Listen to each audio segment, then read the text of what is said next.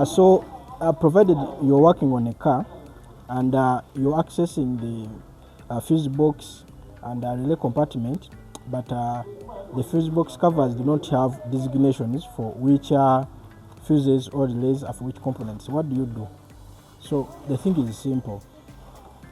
You go to fusebox.info, then type in the exact car model and make. They'll give you descriptions of all fusebox locations and designations for the different fuses. So here I have a Subaru Legacy.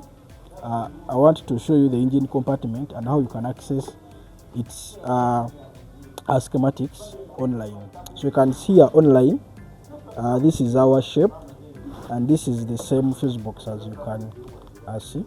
So let us follow a bit. If you see, let us check now. Number B is the main fuse. If you go back to the diagram, we see it here. That main fuse here, and from the fuse box, I think you can check it out. It is 120.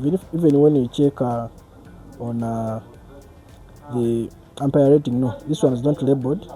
You can go on to check for fuse number 1. It is rated 30. It is for the ABS unit.